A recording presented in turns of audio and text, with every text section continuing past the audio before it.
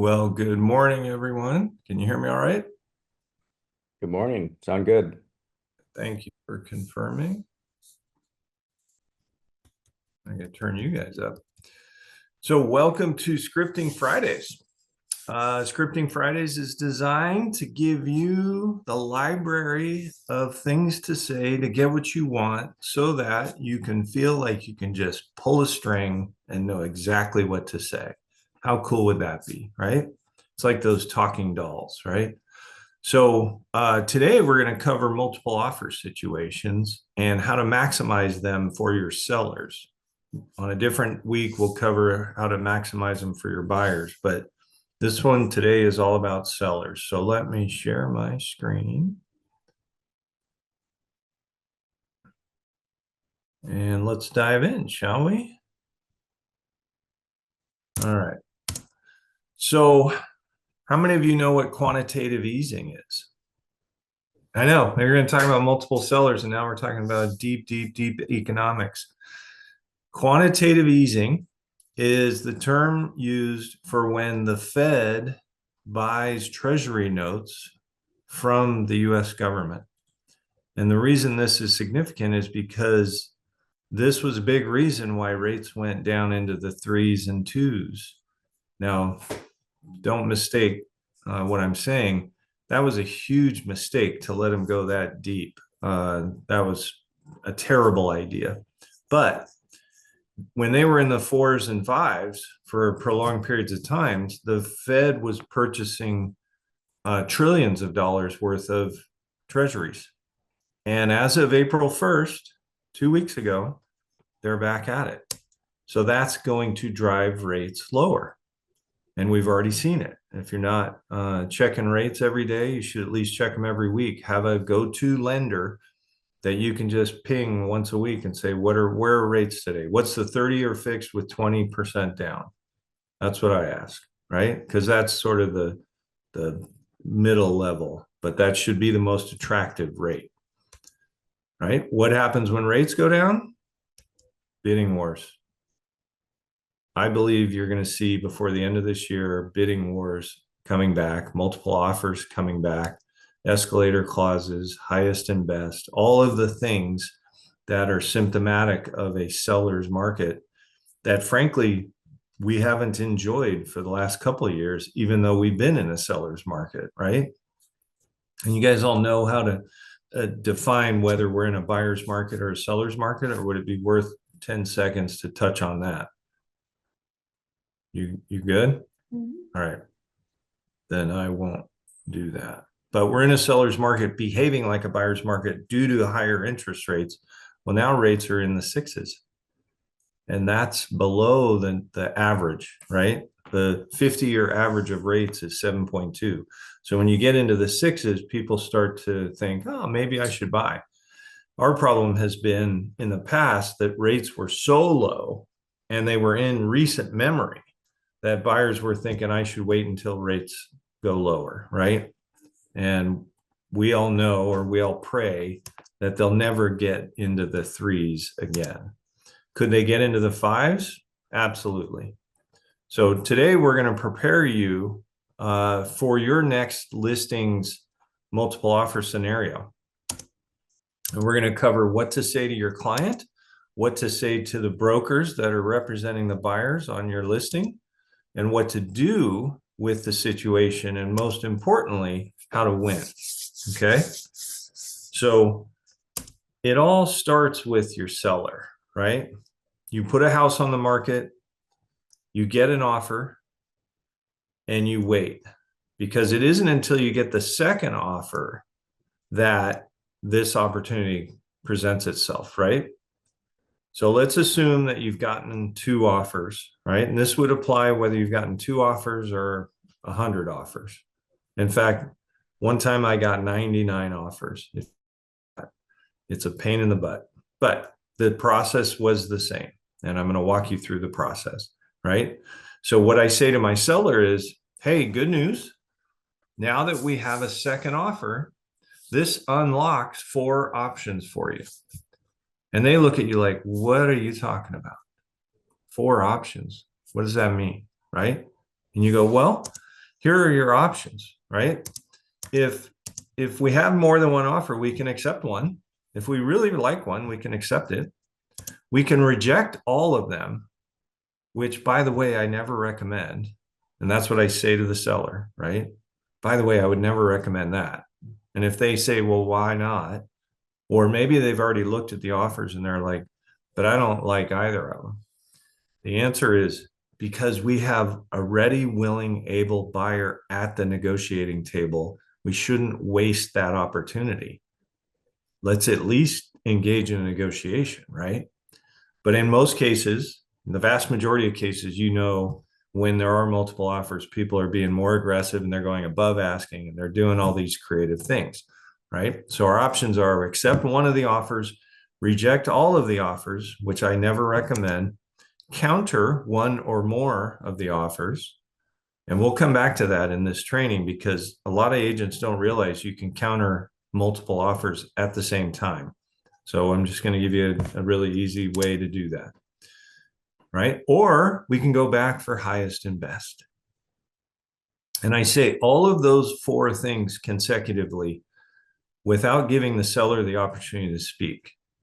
Not because I hate them or anything like that. I want them to have all the information and then I want them to ask their questions, whatever they may be, right? Some of them will say, how do you counter more than one offer? Okay, let's talk about that, right? But most of them are going to say, what's highest and best? Like think about that. Highest and best. You and I have said and heard that term a million times, but the average consumer hasn't, right? Maybe some of them have heard a version of it, like best and final or whatever, right? But highest and best is a process where we go back and ask buyers to sharpen their pencil, right? So let's stop for a second just to explain how you counter more than one offer, and then we'll move on. It's not hard, right? Here's the reason why most brokers think you can't do that. If I send out multiple counters and they all get accepted, I've just sold the house to more than one person, right? But here's all you have to do. You put on the counter, you add verbiage that says, seller is countering more than one offer. Your acceptance of this counter does not constitute mutual acceptance. Only once the seller confirms back to you that your offer has been selected will that be mutual acceptance. Now, I don't put, does that make sense? But does that make sense to all of you?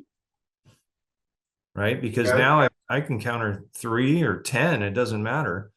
If they all accept them, now my client gets to pick and counter and respond back to one of them and say, you're the winner. Okay. Hey, Ed. Yeah. Yeah, in California, we don't have to do that. We have a seller multiple counter offer. Even better. Yeah, exactly what you just said. That's almost, it's not the exact verbiage, but it's the verbiage in there. Yeah. So, that's awesome. I'm glad you chimed in, Kevin, because I want everybody that listens to this video to know they can do it if they need to, or they might have a resource. And that's kind of how most MLSs work, right? When, like take the escalator clause. We used to have to write our own escalator clauses, and the MLS said, you know what? A lot of you aren't very good at that. So we're gonna craft an addendum that you can use for that purpose. And then bang, we had an escalator clause addendum. So good job, California. All right. Now, coming back to highest and best, because that's the process we want to cover today. What most sellers are going to say after you explain their 4 options is, what the heck is highest and best? Or I've heard of that, I want that. Or, they're going to somehow key in on the last option. And I go, well, highest and best is where, oh, my clicker stopped working, right?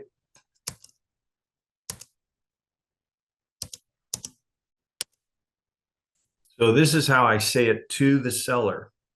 This is where you're going to instruct me to go back to all buyer's agents and ask for their highest and best by tomorrow at 5 o'clock or whatever time works for both of us. right? And by the way, pick a time that leaves you a few hours before they expire in case you have to counter one or more people, right? Because if I say due by 8 o'clock and they expire at 9 o'clock, well, escalator clauses require a second offer in order to be triggered. And if one of those second offers expires, it's no longer triggered. So leave yourself a little buffer, right? So I usually say 5 p.m. because most offers will expire at 9, or I'll say 9 p.m. and please make them expire the next day. And then I've got even more time, right? So back to the script. I'll ask for their highest and best by tomorrow at 5 p.m. And then I will call each of those brokers. After you tell me this is what you want to do, I'm going to call them and say the following. First of all, thank you for your offer. We did receive multiple offers, and the seller has asked me to go back to all buyers and ask for their highest and best by tomorrow at 5 o'clock. And then I shut up and listen. And I say those words to my seller. I go, and then I shut up and listen. Now, did you guys notice I said all buyers? I want that agent to think they better be aggressive, right? But I want to shut up and listen in case they react viscerally. If they go, you mother bleeper, right? Now, the good news is we've had white hot markets in 2020, 2021, part of 22. Most agents are familiar with this. They don't get emotional about it. They're disappointed, but that's it, right? But I still want to listen, because if it's not whether the agent is pissed, it's whether their client is going to tell us to kick rocks, right? So if they react negatively, I'm going to talk them off the ledge. And I'm going to do it by saying, hey, I know this can be frustrating. The good news is there's only 2 offers. So if the other buyer tells me to kick rocks, all you have to do is extend your expiration date and you win. Right? I am desperately trying to keep from losing any of the multiple offers. And I know in my scenario, I've been kind of bouncing between, do I have 2 or do I have 99? But I have to have at least 2 in order for escalators to be triggered. So I don't want to lose any, no matter how many I have, right? Because even in the scenario where I have 99, what if the guy that tells me to kick rocks happens to be the second highest offer? Well, now my client is going to get less money, because the highest offer is important, but the second highest is just as important, because it's that offer that's going to push the highest offer to its maximum, right? So that's why we just don't want to lose any, because you never know which one's going to bail. Now, when I'm explaining this to my seller, I tell them, the good news for you is I've never lost any bidders in these scenarios. And I've done this hundreds of times. You may not be able to say that, but you can say, I've done this before and I've never lost anybody. So don't worry about that. But it is important that after I drop the bomb, I listen carefully to hear if they're angry about it, right? So I just want my client to understand that risk, right? Because what if we only have 2 and one of them says, screw you, and leaves? I'm taking my ball and going home. Well, now we're stuck with the first offer, and it's not at their escalated amount, it's at their opening amount, right? So that's a very important piece. And then you want to reassure your client and say, and don't worry, I've never lost a buyer in this scenario or a bidder in this scenario, right? And then I explained to the seller, did you notice that in the first sentence I said all buyers, but now I'm telling the agent how many there really are? That's because with most people, they're not going to react viscerally, and they aren't going to have a clue how many offers we have. They just know we have more than one. And I want them to think that, right? But the guy who's angry, I'm going to come clean with him and tell him, hey, we've only got 2. So it's not like you're competing with the world, right? Do you see how that could be more reassuring and less upsetting? if I know I'm competing with 2 rather than 10 or whatever, right?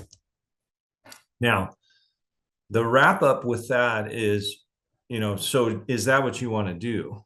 And then the seller is going to say yes. Okay, and in my example I use tomorrow at 5 o'clock, does that work for you? Well, I'm busy. Okay, should we say the next morning? Whatever, right? We'll figure that out. By the way, an important note is don't push it too far out, because people change their minds if they have time to dwell, right? So I truly want it to be tomorrow.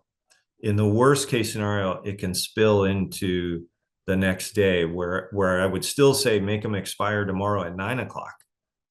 And then we'll review them the next day because the seller's out of town or whatever, right? Then I start calling the brokers, right? I'm going to be, so I run through that script, right? Right. First of all, thank you for your offer. We did receive multiple offers, blah, blah, blah. When I finish that call with them, I say, okay, so I'm going to be sending you an email that will go through any terms besides price that your client might want to consider strengthening. Does that make sense? That's music to their ears, right? Because they'd much rather do stuff that doesn't increase the price if that would help them. Why do you guys think I'm saying this, and why I'm going to provide them with an email, which I'm going to show you, by the way? It's so that I can try and get all the offers to be more similar in every way, except for price and probably down payment. If I can get them to, get rid of their inspection if they had one and other people didn't, or if they had a small earnest money and other people had a larger one, I can try and talk them into increasing it. I can try and level the playing field, which makes it easier for us, right? So does that make sense? Is a really powerful question to end a lot of statements with, because it's a bit of a tie down, right? If you study NLP, but it also gets the person on the other side of the conversation to commit to understanding it, or ask questions if they don't, right?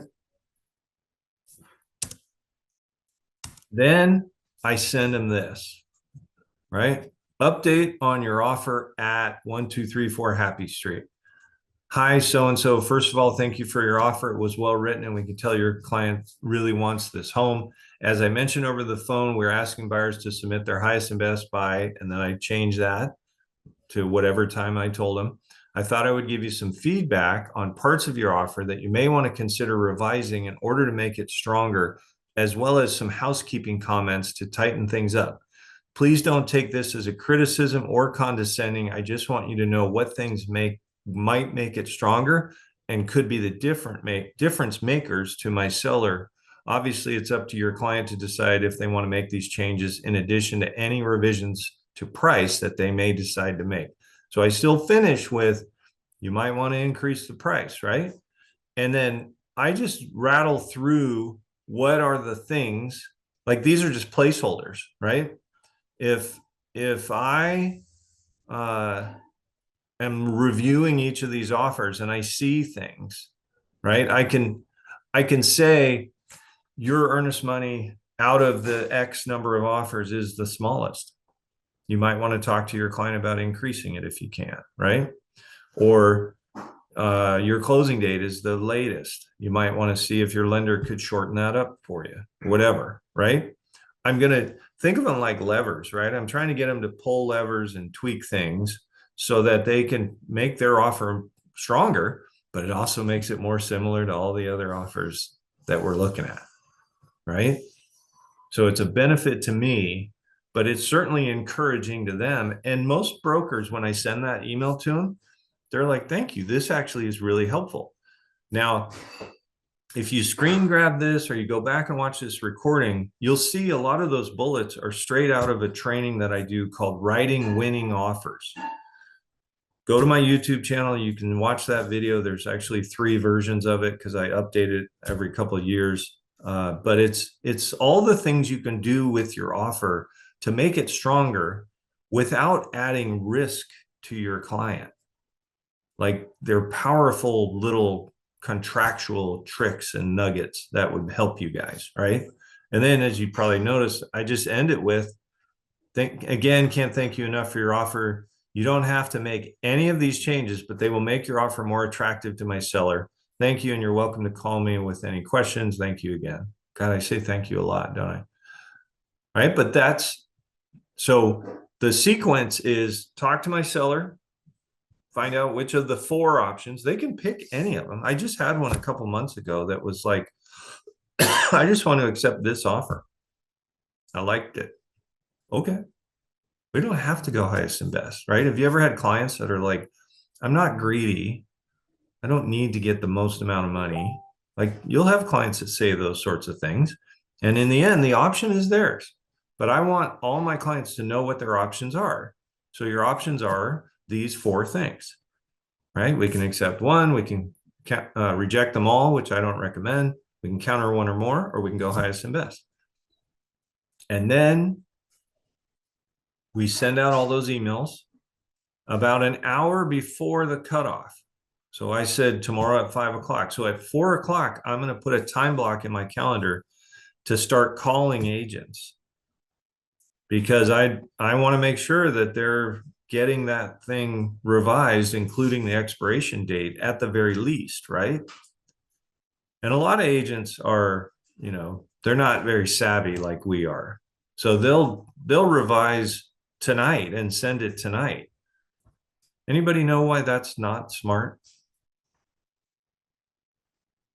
If you sweeten your offer and give it to me 23 hours before the cutoff, or whatever, 12 hours before the cutoff, I can use your offer to get other people to go higher, can I?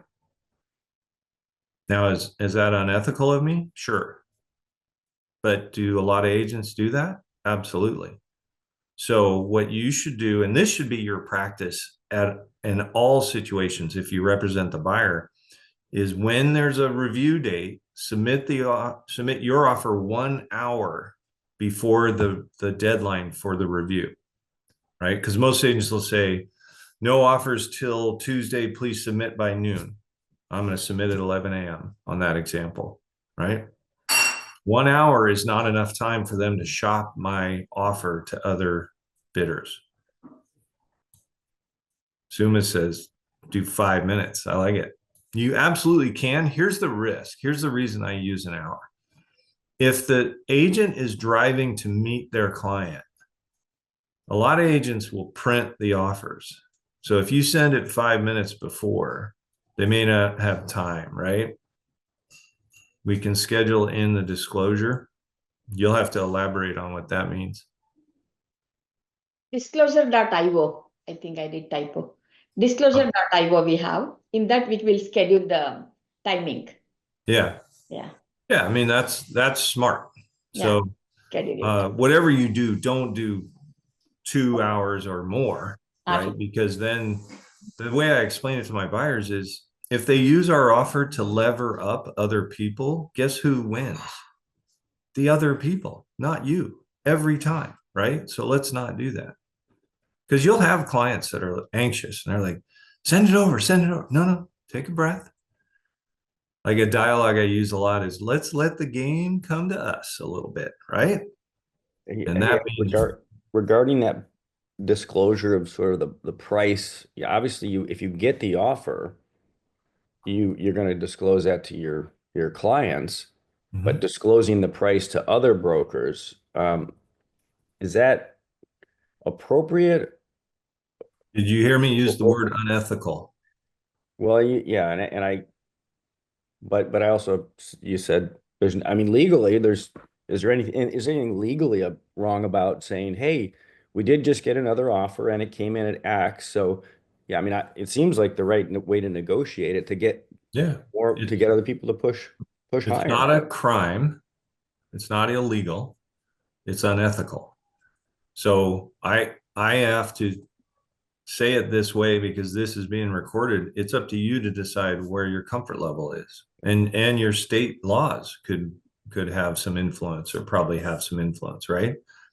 But here in Washington state, it's not illegal, but how are you going to feel if I use your offer, Steve, to get Suma to get her client to go higher? You're going to be pissed, right? So that's why I say it's unethical. If you disclose to all, you are good. Yeah. Yeah. Well, if You're somebody has good. Here's the thing. Like, you guys can do whatever you want. I would never do that. Right? Tell the world, by the way, when you submit your offer, I'm going to tell everyone else what you offered. That's disclosing it. Right? Mm-hmm. That's going to cause me to no longer list homes because my listings won't sell anymore because brokers are going to be like, he is a scumbag, right? But now on the other side of the coin, so let's put on your buyer hat right now.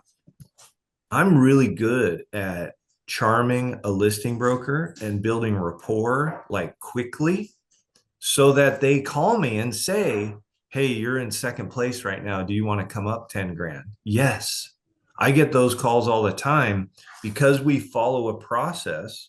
In fact, we could cover this not next week. We're going to cover Google LSA ads. But the following week, if you guys are interested, I can go through what are the 2 phone calls that I make before submitting any offer when I'm working with a buyer and the script for those. Would you like that? Yeah, sure. Okay, let me make a note of that. So that's the 25th. So that's buyers, 2 phone calls. All right. So, but back to this one and whether or not you can or should, those are all your decisions to make unless you have a law that prohibits it or a managing broker or designated broker or broker of record that says you shouldn't or can't or whatever. So I don't want anyone to get in any trouble, but here's the thing. When you have multiple offers, you have to rise above the fray and manage those offers carefully and expectations carefully, right? And there's a lot of agents that are not good at that, right? They can't keep their mouth shut when they should, or they can't even interpret an escalator clause correctly or whatever. You know, have you ever seen a listing where it says no escalator clauses allowed? I've seen lots of them. And when I see it, I think, oh, that's just somebody that doesn't know how to read an escalator clause. Hang on, somebody's calling me and I need to tell them I'll call them in 10 minutes. Yeah, that's just somebody that doesn't know how to interpret an escalator clause. So they're afraid that if you submit an offer to them on their listing, they're going to screw it up and have liability, which they would if they screwed it up. Here's why you won't screw it up though, right? And this is kind of where we should finish. I have a spreadsheet that I use. And I'll share this with Autumn so she can share it with you guys, but you can see it's not like it's end to end. I just couldn't fit it all on one screen. So it starts with buyer name, agent name, firm, expiration, offer amount, earnest money, closing cost credit, if any, escalated amount, the increment by which they're going to escalate, net to seller, right? And then close date. And then I highlight in green the most attractive aspect of each term, which offer has the highest, right? So the highest earnest money, right? The highest offer amount. Look at that, a $1.525 million offer with a $500 closing cost credit. That was probably for a warranty, but that made their offer go down, right? And then it continues to the right and it says, okay, but are they financed? What type? Who's the lender? Are they pre-approved or just pre-qualified or whatever, right? What's their down payment amount? Because down payment can be the most important aspect. And is there an inspection? Is it financed? Is there a contingency? You know, all of those details, and I highlight in green or yellow to let the people know, the seller, right? I'm gonna compile this and send it to my seller, and then we're gonna hop on a phone call. Let's go through this, right? And then in the end, it's their decision. They get to pick. Okay, do we want the one with the highest money or do we want the one with the biggest down payment, right? So here's another dialogue that I use.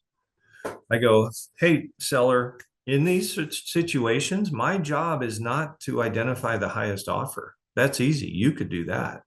My job is to identify the most likely to successfully close, right? Because that's way more important than who's the highest. And that's oftentimes a function of down payment, right? Because if they're bidding it up above the list price, a bigger down payment has more room to absorb a low appraisal, right? So if this guy's putting 33% down and the appraisal comes in at 1.4, they can probably still close, but the 10% down guy probably can't, right?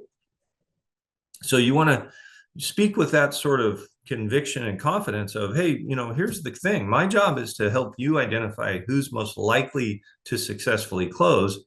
And the average seller doesn't understand that low appraisal could impact you, or a credit ding, or maybe they bought furniture for their new house before they should have and their DTI went up or whatever, right? I used to be an underwriter, so I can tell you this. If they're putting a third down, I can let their ratios go a little bit higher.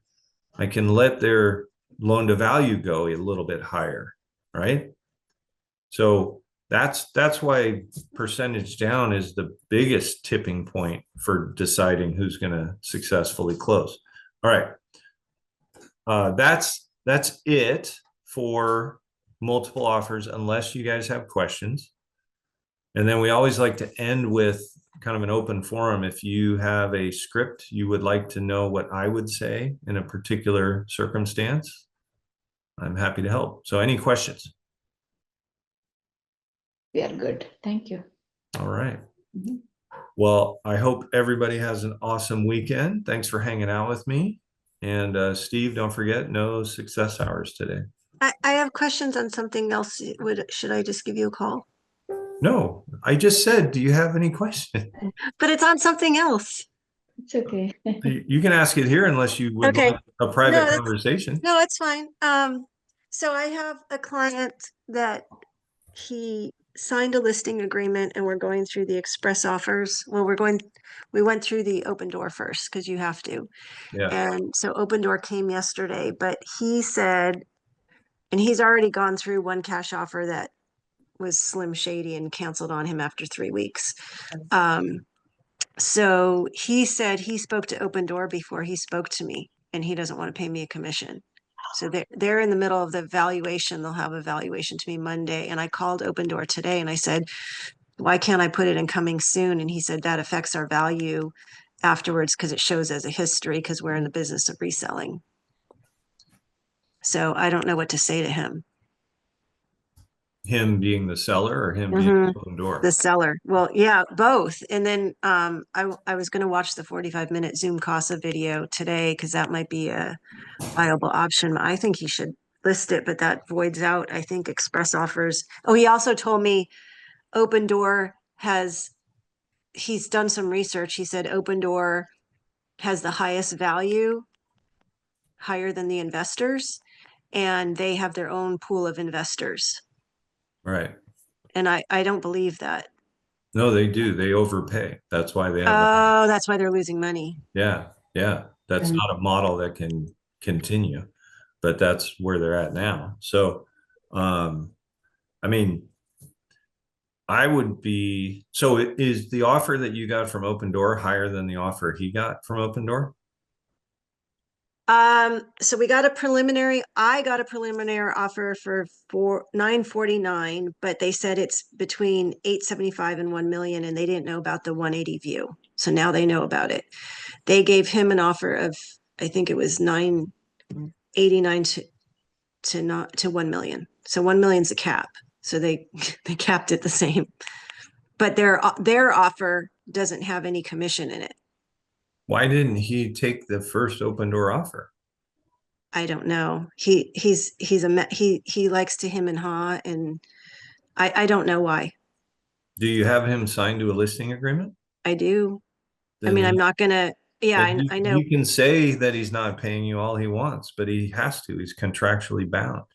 I understand that. I'm not gonna, that would be, he could, I mean, I would be happy to reduce it, Yeah. because I know he's hurting, but, yeah, it's kind of an ugly situation. I'm wondering if there's some kind of scripting around it without me saying, I'm going to force you to pay me.